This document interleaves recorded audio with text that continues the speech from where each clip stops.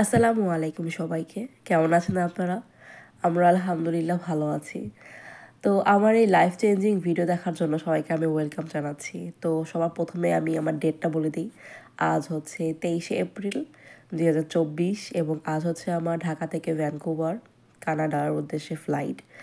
তো আমি ভিডিওটা শুরু করছি অ্যাকচুয়ালি সকাল থেকে। আমার আম্মু আমাদের জন্য অনেক কিছু রান্না করছে, শ্যামাই করছে, পুডিং করছে, রুটি আছে, ভাজি আছে, মানে সে যা যা পারে করতে পারবে, সে অসুস্থ থাকা সত্ত্বেও অনেক কিছুই করছে। এবং আমি আল্লাহর কাছে দোয়া করি যে আবার যাতে আমি আমার আম্মুর হাতের খাওয়া দাওয়া খাইতে পারি। তো আমরা যাচ্ছি হচ্ছে ক্যাথে প্যাসিফিক এয়ারলাইন্সে। আমাদের ফ্লাইট রাত 2টার সময়। তো এখন হচ্ছে যে সন্ধ্যা হয়ে গেছে, সব ফ্যামিলি মেম্বাররা চলে আসছে, সবাই আসছে। এখন সবার সাথে দেখা সাক্ষাৎ করবো, 2-3টা ছবি টবি তুলবো, এরপরে বিদায় নিব আল্লাহর নাম নিয়ে। একটা ভাষণ দেন, শুনুন রাইখা দিন।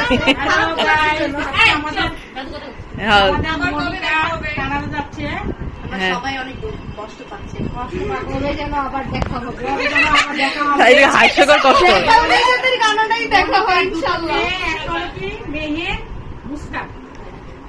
আস্তে আস্তে এখন বড় হয়ে যাবে, তখন আমার দুজন আবার পাত্র খুঁজবে। যেমন এই যে এটা বড় হইলে পাত্র খোঁজা শুরু হয়। এই যে সোহা, সো হাই দাও।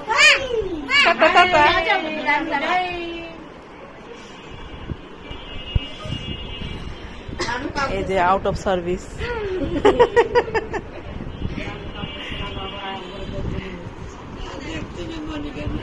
দেখে তো নিশ্চয়ই এখন বুঝতেই পারছেন যে যাওয়ার সময় চলে আসছে।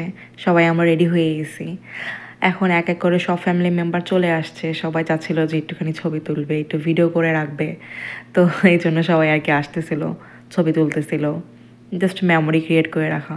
আমার নানু বারবার খালি আমাকে বলতেছিল যে মনিকা, তুই কি আমাকে আর কখনো দেখবি নাকি? আমাকে আল্লাহ ভরসা, আমি চাই আমি যাতে বাংলাদেশে আবার আসলে আমার নানুকে দেখতে পাই আর কি। তো ছবিতে আসছিল আমার নানু, আমার খালা, যে আমাকে আদর করতেছে আমার নানু, পাশে আমার খালা বসে আছে, লাকি আন্টি, ওই যে আমার আম্মু ওই কোনাতে, আমার বাচ্চারা সবাই বসে আছি, কথা বলতেছি, চলে যাবি, দোয়া করি। সবাই দোয়া করলো। তো এই যে কালো বোরকা পরে এসে বসলো, এটা আমার বড় খালা। এখানে এই তো সবাই আবার জড়ো হয়েছি, বের হয়ে যাব, জুতা পরবো এর আগে আর কি। এই মোমেন্টটা না অ্যাকচুয়ালি এক্সপেরিয়েন্স না করলে এটা ভাষায় প্রকাশ করাটা খুবই কষ্টকর, যে এভাবে বিদায় নেওয়া, সবাইকে রেখে আসা, এটা কতটা পেইনফুল। এই সবাই মিলে আমরা ছবি তুলতেছি আর কি। তো এভাবে করতে করতে সময় তো চলেই গেছে, হুলস্থুল করতে করতে বের হয়েছি জাস্ট। সবাই নিচে জড়ো হয়েছি, গাড়ি চলে আসছে। এরপর দেখলাম যে আমার কিছু কাজিন ব্রাদার্স আছে আমার দাদু বাড়ির দিকের, ওরা আসছে। তো এই তো দেখা সাক্ষাৎ হচ্ছে, মানে এক এক করে সময় কিভাবে চলে যাইতেছে, মানে আমার ভাবতেই অবাক লাগতেছিল। সবাইকে বিদায় দিয়ে তারপর আমরা এয়ারপোর্টের উদ্দেশ্যে রওনা হইলাম। এটার জন্য অ্যাকচুয়ালি এক সময় খুব আল্লাহর কাছে চাইছিলাম, কিন্তু যখন অ্যাকচুয়ালি এই মোমেন্টটা আসে তখন ভিতরে খুব কষ্ট হয়, মনে হয় যে আল্লাহ আব্বু আম্মুকে আবার কবে দেখবো, কবে তাদের সাথে দেখা হবে, ফ্যামিলির সাথে দেখা হবে। কারণ কানাডা এমন একটা জায়গা যেখানে অ্যাকচুয়ালি আমার কেউ নাই। তো ছোটোবেলা থেকেই সবাইকে বিদায় দিছি, আব্বু আম্মুকে বিদায় দিছি দুবাই যাওয়ার সময়, আমার বোনকে বিদায় দিছি দুবাই যাওয়ার সময়। তো এখন এমন একটা সময় আসছে যে সবাই আমাকে বিদায় দিতে আসছে, যেটা অ্যাকচুয়ালি আমি কখনো কল্পনা করি নাই। তো আমরা সবাই এসে আর কি পৌঁছাইছি এয়ারপোর্টে। তারপর হচ্ছে মালপত্র সাজানো হচ্ছিল, সবাই দাঁড়ায় আসছি, খালি মনে হচ্ছিল যে আল্লাহ একটু পরে ভিতরে ঢুকে যেতে হবে, আর একটু আব্বু আম্মুর সাথে দাঁড়ায় থাকি। আমার আব্বুর সাথে তো আমার দাঁড়ানোই হচ্ছিল না। আমার আব্বু হচ্ছে যে আমার লাগেজ গোছানো নিয়ে একটু বেশি ব্যস্ত। এই যে ওই দিকে আমার আব্বু পিছনে, সেই লাগেজ কীভাবে গোছাবে, সব ট্রলি আনা হয়েছে কিনা, ট্রলিতে কয়টা লাগেজ ধরবে না ধরবে সব আমার আব্বু দেখতেছিল। কপালে চশমা পরা, এটা হচ্ছে আমার বড় মামা। তো সাথে আশেপাশে আমার ভাইয়ারাও আছে কিছু, সবাই আসা আর কি কথাবার্তা বলতেছে শেষ মোমেন্টে। আমার অ্যাকচুয়ালি ভালোই লাগতেছিল না, যে মনে হচ্ছে যে আল্লাহ আটটু থাকি। এই তো কয়েকটা লাস্ট ছবি, যে আমার আব্বু, আমার আম্মু, এই যে আমার পিকচারটা দেখে বুঝতে পারতেছেন। এরপরে আমি ভাই যা কান্দছি, হ্যাঁ, এয়ারপোর্টে ঢুইকা আমি ভাউ ভাউ করে কাঁদছি। আমার কথা হচ্ছে যে আমি কাঁদবো, আমার ভিতরে যত কষ্ট আছে আমি বের করি, আমি চুপ থাকবো না, কারণ আমি যদি চেপে রাখি তাহলে আমার কষ্ট বেশি লাগবে। তারপরে হচ্ছে ভিতরে আসছি, এসে সিকিউরিটি টেকিং করে লাগেজপত্র আমরা সব দিয়ে দিছি চেকিনে, দিয়ে তারপরে হচ্ছে যে আমরা ইমিগ্রেশনের জন্য দাঁড়াইছি। ইমিগ্রেশনে দাঁড়ায়া তারপর ইমিগ্রেশন যখন আমাদের হয়েছে তখন অ্যাকচুয়ালি আমাদের 15 মিনিটের মতো লম্বা সময় লাগছে। উনি আমাদের অ্যাকচুয়ালি বারবার খালি আমাদের চেহারা দেখতেছিল, প্লাস আমাদের যত কাগজপত্র আছে উনি সব জিজ্ঞাসা করতেছিল বারবার। তারপরে হচ্ছে যে আমাকে অনেক প্রশ্ন করছে, আমার হাজব্যান্ডকে অনেক প্রশ্ন করছে যে আমরা কোথায় থাকি, কী করি, কী পড়াশোনা করছি, আমাদের গ্রামের বাড়ি কোথায়, জেলা কোথায়, সদর কোথায়, এটা সেটা, মানে খুব কনফিউজিং প্রশ্নগুলো। তো আমার হাজব্যান্ড আর আমি দুজনে মিলে ভালো মতো অ্যান্সার করছি। তারপরে আমাদের ইমিগ্রেশন হওয়া পর্যন্ত আমার আব্বু আম্মু ফ্যামিলি মেম্বাররা সবাই এয়ারপোর্টে বাহিরে দাঁড়াইছিল প্রায় 12:30 পর্যন্ত। এরপরে 1টার দিকে মনে হয় তারা বাসায় পৌঁছাইছে। তারপর হচ্ছে সব কিছু শেষ, এখন হচ্ছে যে খাওয়া দাওয়ার পালা। যেহেতু আমার হাজব্যান্ডের সিটি ব্যাংকের কার্ড আছে, তো আমরা লাউঞ্জে চলে গেছি। তো লাউঞ্জের এখানে খাবার দাবার মোটামুটি ভালো ছিল। এখানে আমি গরু মাংস নিচ্ছিলাম। আমি বলে দিই এখানে মেনুতে কী ছিল, প্লেন পোলাও, তারপরে হচ্ছে যে গরু মাংস, ভেজিটেবলস, তারপর হচ্ছে যে আলু সিদ্ধ করে মনে হয় সেটাকে সতে করা হয়েছে বিভিন্ন হার্বস আর কিছু স্পাইসেস দিয়ে। ওটা ছিল হচ্ছে ফিশ। তো আমি এই প্লেটের মধ্যে আমার আর মেহেরের জন্য একসাথে খাবার দাবার নিচ্ছি, কিন্তু মেহের খুবই কম খাইছে।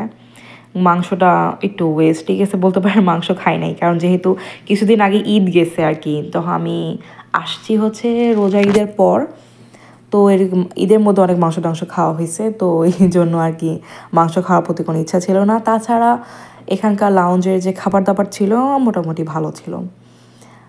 তো এই তো সবার খাওয়া দাওয়া হইতেছে ধীরে ধীরে। আমার প্লেটের খাবার দেখে ভয় পেয়েছেন না, আমরা দুজনের খাবার নিছি আমি প্লেটের মধ্যে। এখানে বসেছিলাম, খাওয়া দাওয়া করছি। তারপরে হচ্ছে সুইট কিছু ছিল, লাইক ফ্রুটস, তারপরে হচ্ছে কেকস, এবং কেকটা ভালো ছিল না। ফ্রুটস আমি একটু খাইছিলাম, পেয়ারা খাইছি আর অরেঞ্জ খাইছি। এরপর একটু রিল্যাক্সে বসেছিলাম। তারপর আমার ফ্রেশ ট্রেশ হয়ে যখনই আসছি তখনই লাউঞ্জে অ্যানাউন্স করা হয়েছে যে আমাদের কলিং চলে আসছে আর কি, ডাকতেছে বোর্ডিংয়ের জন্য। তো এই তো হংকং। তো আমি মনে হয় এখনও বলি নাই, আমরা যাচ্ছি হচ্ছে ক্যাথে প্যাসিফিক এয়ারলাইন্সে। এখান থেকে যাব আমরা হংকং। ঢাকা থেকে হংকং লাগবে 4 ঘন্টা, এবং হংকংয়ে আমাদের আছে 8 ঘন্টা লে আউট, এবং ওখানে 8 ঘন্টা থাকতে হবে। এরপরে আমাদের হংকং থেকে ভ্যানকুভার হচ্ছে টানা 12 ঘন্টার ফ্লাইট। তো সব টেকিং করে আমরা চলে আসছি ভিতরে বোর্ডিংয়ে।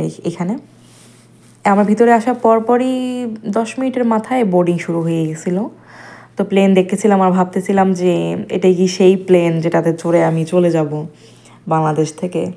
এবং আল্লাহর কাছে দোয়া করতেছিলাম যে আল্লাহ আমাকে তুমি আরও একবার বাংলাদেশে আসা তৌফিক দিও, সুস্থভাবে ভালোভাবে ফ্যামিলি সবার সাথে দেখা করানো তৌফিক দিও। তো এই আর কি, মেমোরিজ ক্রিয়েট করার জন্য ভিডিও করতেছিলাম।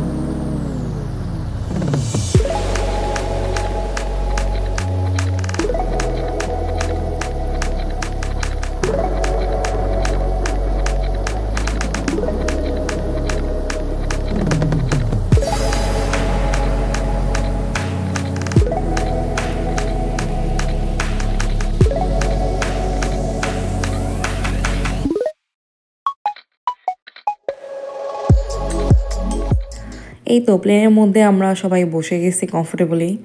বসে যাওয়ার পর এই তো আল্লাহ রহমে এবং আল্লাহর নাম নিয়ে আমাদের প্লেনটা আকাশে উড়ে গেল। এবং রাত্রেবেলার ঢাকা শহর দেখলে খুব ভালো লাগে। দেখেন কত সুন্দর আলো ঝলমল করতেছে। আকাশে চাঁদ ছিল, কিন্তু যখন আমি ভিডিওটা করতেছিলাম তখন আবার চাঁদটা মেঘে ঢাকা পড়ছিল।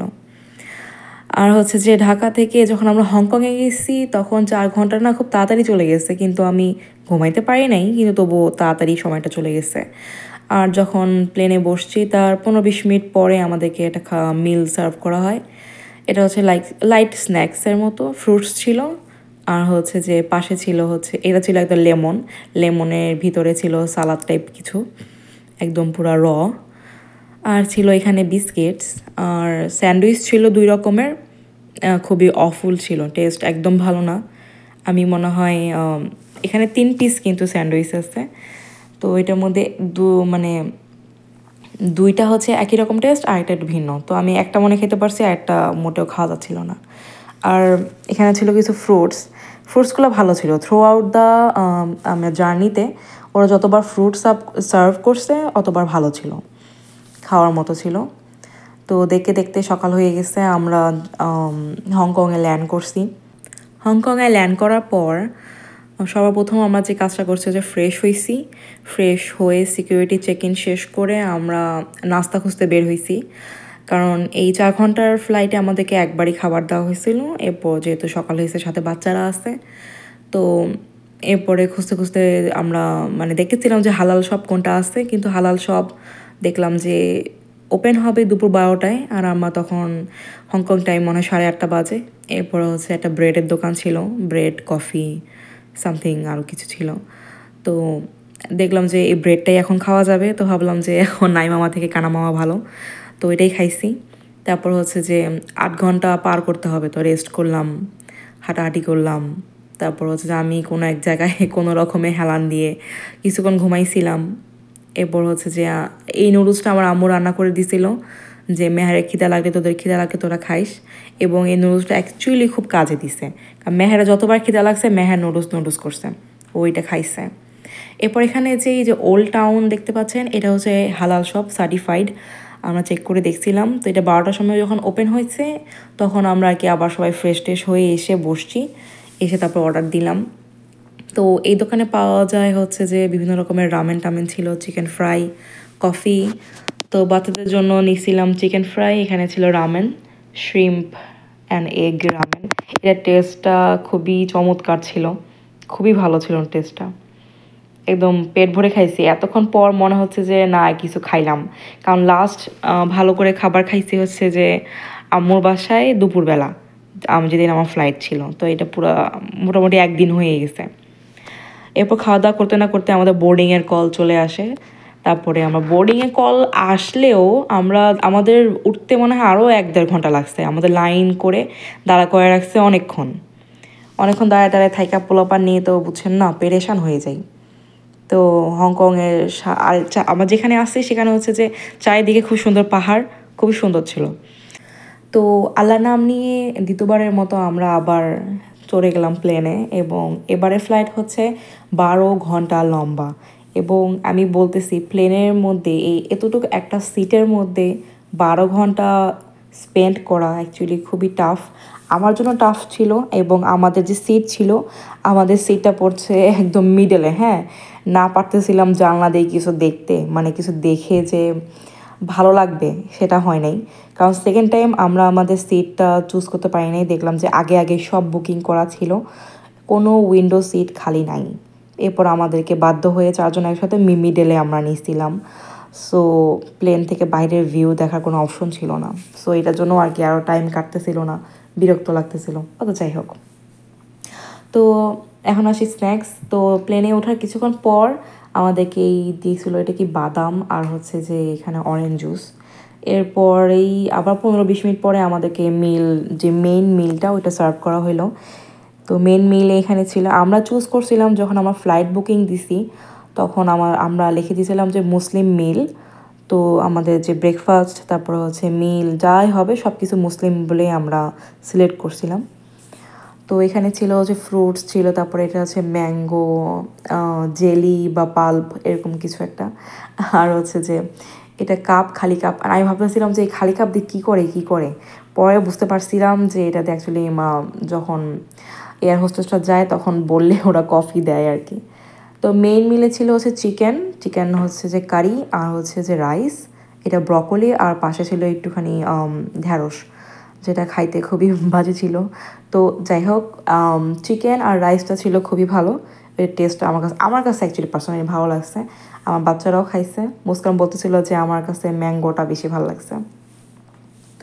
তো এর মধ্যেই সারা রাত ভাই আমি অনেক কষ্টে আমি সারা রাতটা কাটাইছি, হ্যাঁ, আমার পায়ে পানি চলে আসছে, পা ফুলে গেছিলো, খুব কষ্ট হয়েছে।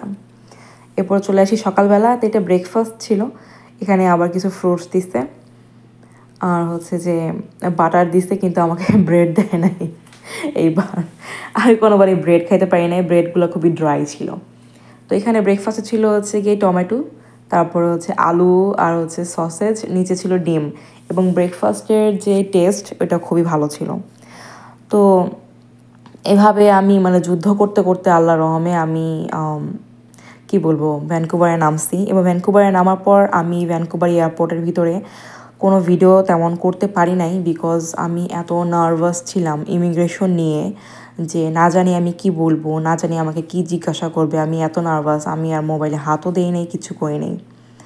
এরপর আমরা লাগেজ ক্লেম করলাম, আমাদেরকে বললো সিকিউরিটি অফিসার যে লাগেজগুলো ক্লেম করে তোমরা সাইডে রেখে দাও, এরপর ইমিগ্রেশনে যাও, ইমিগ্রেশন থেকে পেপারস কালেক্ট করো, তারপর টাটা বাই বাই আল্লাহ হাফেজ, অথবা ওয়েলকাম টু ক্যানাডা।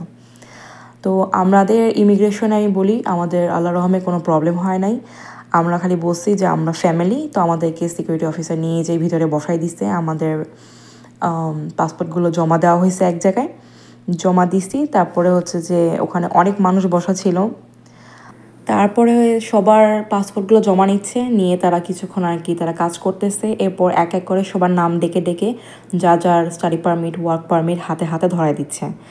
এরপর হচ্ছে ওয়েলকাম টু ক্যানাডা। তো এই তো কানাডার এই জীবন আমার মানে নতুন শুরু হচ্ছে, আমি একদম নতুন কানাডাতে, আমার কোনো ফ্যামিলি মেম্বার্স ইভেন ফ্রেন্ডস কেউ নাই কানাডাতে। সো বলতে পারেন যে আমি একদম নিউ বর্ন কানাডাতে এখন। তো এখন এখানে আমার নতুন একটা জীবন শুরু হবে, এবং আমি আল্লাহর কাছে এটাই দোয়া করি আমি যে আল্লাহ যাতে আমাদের এই জীবনটা সহজ করে দেয়। আল্লাহ যেহেতু আমাদেরকে এখানে নিয়ে আসছে, নিশ্চয়ই আল্লাহ ভালো কিছু রাখছে। আর এরই সাথে হচ্ছে যে কানাডায় আসার যে ভিডিওটা এখানে শেষ হবে, কিন্তু আমার জীবন কানাডাতে এটাই হচ্ছে শুরু হবে। নতুন জীবনে নতুন নতুন অনেক কিছুই অ্যাডভেঞ্চার আমার জীবনে হবে, সেটার দেখার জন্য যদি আপনারা ইন্টারেস্টেড থাকেন তাহলে সাবস্ক্রাইব করে সাথে থাকবেন। আর হচ্ছে যে এটা হচ্ছে আমাদের এয়ারবিএনবি অ্যাকচুয়ালি।